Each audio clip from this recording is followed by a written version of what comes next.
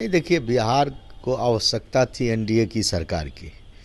बिहार की जनता ने एनडीए को जनादेश दिया था, लेकिन महागठबंधन की जो सरकार थी वो बिल्कुल जंगल राज स्थापित हो चुका था। जब उनको लगा कि नीतीश जी महागठबंधन से अलग हो रहे हैं, इसके बाद उन्होंने प्रयास किया। जब तक नीतीश जी महागठबंधन में थे तब तक तो उनको बेइज्जत किया महागठबंधन की सरकार ने, और उनको तो इस बात का और उनको बेचैनी थी कि बिहार में जिस सोच करके हम सोचे थे, यदि वो ये सोच के गए थे कि हम यहाँ सरकार ठीक करेंगे और वहाँ जाने के बाद कठिनाई हो गई उनको, तो स्वाभाविक है उनको वापस लौटना, और उनको लगा, उनके मन में ये आना कि ये जनादेश का सम्मान हमको करना चाहिए, इसीलिए उन्होंने जनादेश का सम्मान किया। बिहार में महागठबंधन की सरकार टूट गई, एनडीए की सरकार पूर्णतः बन गई। ऐसे में देखा जाए तो कल बीजेपी के कई नेताओं ने शपथ ग्रहण किया।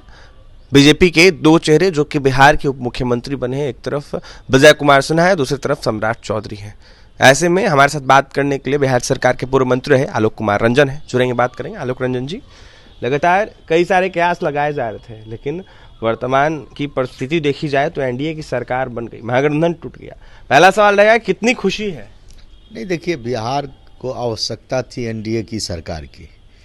बिहार की जनता ने एनडीए को जनादेश दिया था।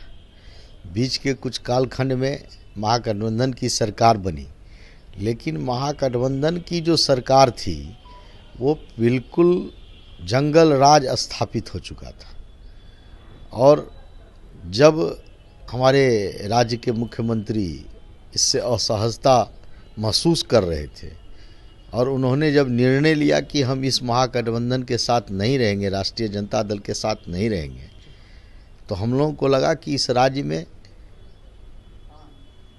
सुशासन स्थापित करने के लिए एनडीए की सरकार आवश्यक है, और बिहार की जनता की मांग है। बिहार की जनता ने हमको जनादेश दिया था और पुनः वह जनादेश लौटा है, इसीलिए यह एनडीए की सरकार बनी है। लगातार इंडिया अलायंस के नेताओं के द्वारा नीतीश कुमार को कई तरह के ऑफर दिए जा रहे थे। जिस तरीके से इन दिनों बिहार की राजनीति गरमाई हुई थी, ऐसे में कहा जा रहा था कि आप आइए, एक बार बात कीजिए। इधर देखा जाए तो राहुल गांधी हो, लालू प्रसाद यादव हो, या फिर मल्लिकार्जुन खड़गे हो, वो तमाम लोग जो हैं, वो तमाम चेहरे जो है नीतीश कुमार से बात करना चाह रहे थे। ठीक है, देखिए, अभी जब उनको लगा कि नीतीश जी महागठबंधन से अलग हो रहे हैं, इसके बाद उन्होंने प्रयास किया। जब तक नीतीश जी महागठबंधन में थे तब तक तो उनको बेइज्जत किया महागठबंधन की सरकार ने।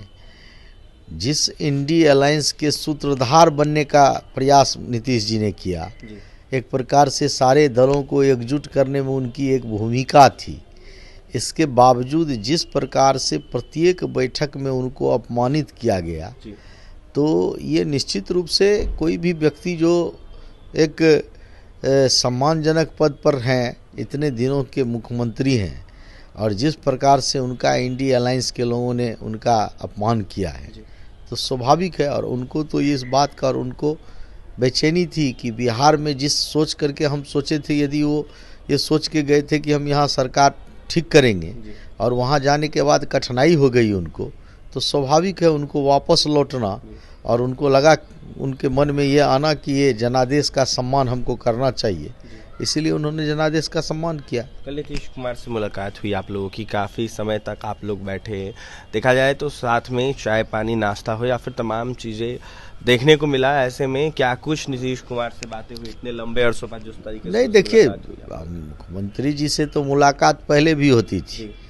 दुर्भाग्य से बिहार में जनादेश का अपमान हो गया था और टूट गया था गठबंधन हम लोगों का, लेकिन पुनः यह स्थापित हुआ है, और ये सब कुछ बिहार के लिए हुआ है, बिहार की जनता के लिए। बिहार में सुशासन स्थापित हो, बिहार का विकास हो, बिहार में डबल इंजन की सरकार बन गई।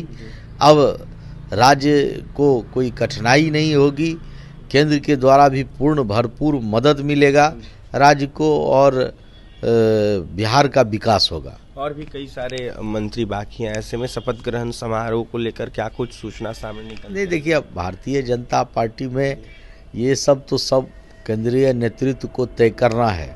पार्टी के किसी कार्यकर्ता को दायित्व मिलना है, और उसी रूप में दायित्व मिलेगा। जिस दिन तय हो जाएगा जी इनको दायित्व देना है, पार्टी दायित्व देगी।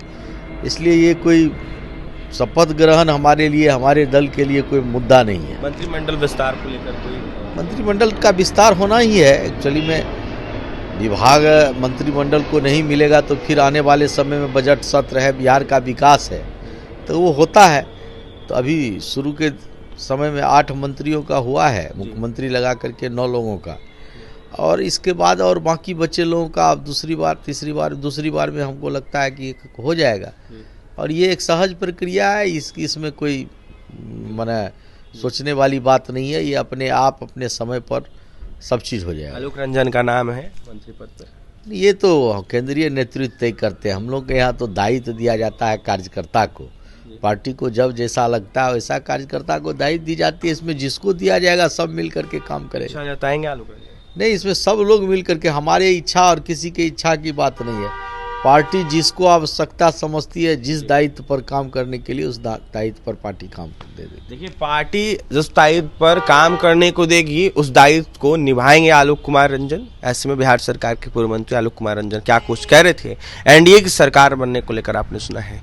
ऐसे में यह साफ कहते हुए नजर आ रहे थे कि अब एनडीए की बिहार में सरकार बन गई है, डबल इंजन की सरकार बन गई है और लगातार विकास होगा। फिलहाल महागठबंधन कहीं ना कहीं कुछ भी ढंग से काम नहीं कर पा रहा था। और भी तमाम खबरों के लिए NBC 24 के साथ बने रहे पटना से सहयोगी अमित के साथ अभिषेक की रिपोर्ट।